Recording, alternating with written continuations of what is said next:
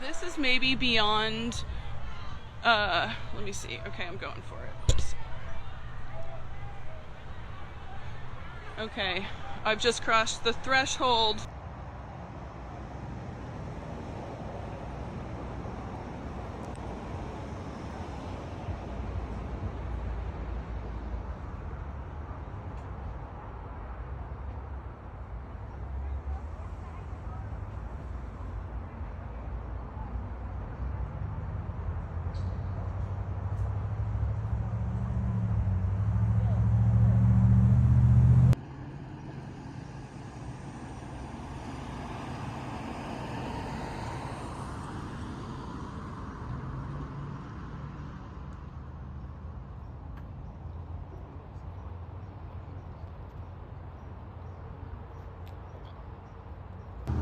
You'll see on the trees they tagged a bunch of stuff.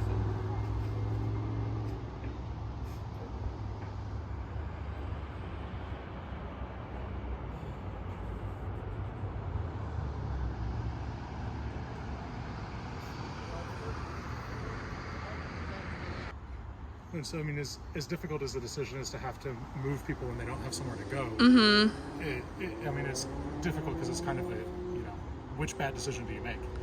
And, in this case, the right decision is to try and reduce as much trauma and as much impact on the environment and the community as we can. Right. So when you're referencing trauma, we're talking about Sexual violence. Okay.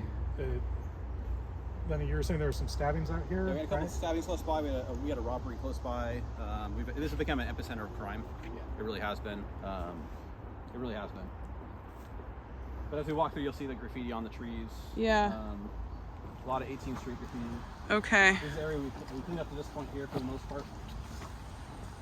Or I should say, pack out, HCOE, and then New Directions. We go back a little bit.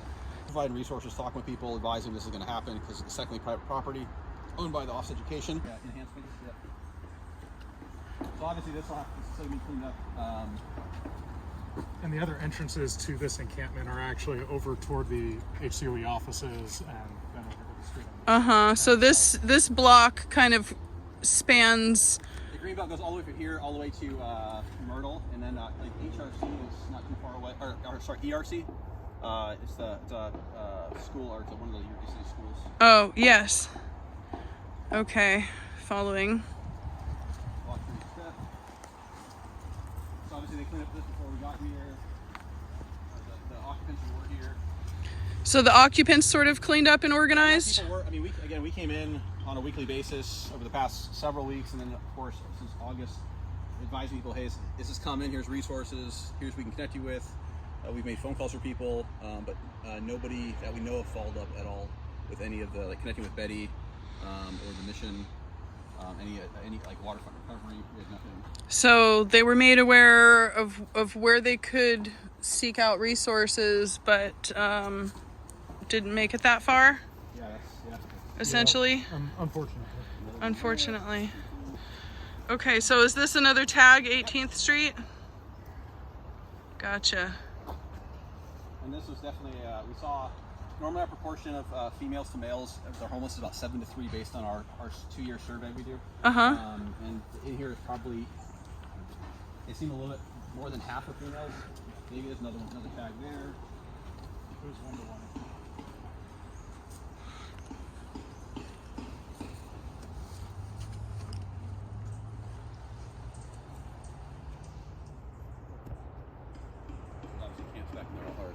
Back in there also. Yeah. Oh. This obviously was a tent, and they probably put trash in it. It's a storage for trash. Oof. And we've been handing out garbage bags for people. We do this normally on the trail with our homeless community. As we, a lot of like we go on the trail or like in Old Town, like a homeless actually joins in cleaning up. This is definitely was not that. This part of that community that is engaged with us to actually clean up with us and. When we go to Old Town near free meal, people ask for bags to clean up with us. I've seen that. Yeah. This is more tagging too, right?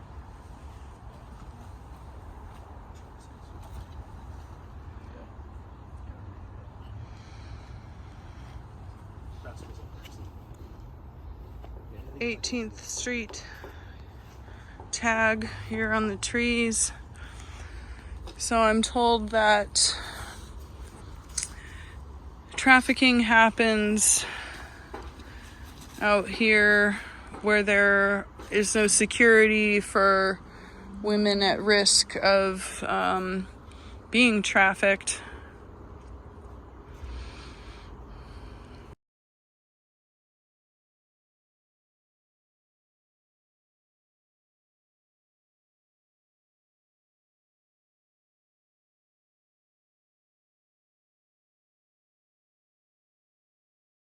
Putting it out there, my observation is this: when I was in this encampment, I felt this. When I went home, I burned my shoes. Yeah, exactly. Oh my God. Shit, I'm gonna get the bleach out.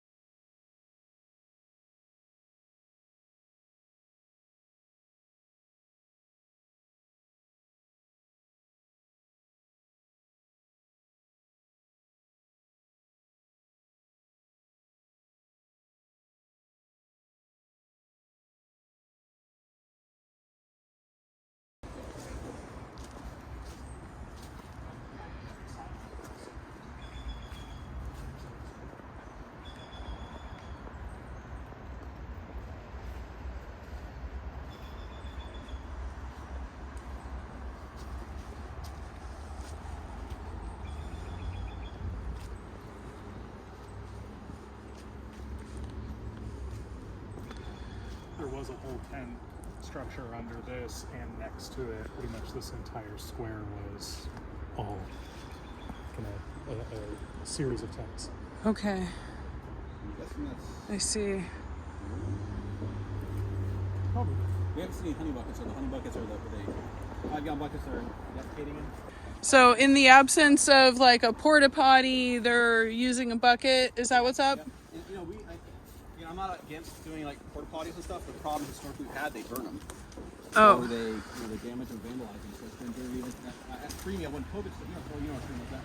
Yeah. When COVID started, we actually had we had a porta potty brought down there, and it's occurred in the yard that was managed.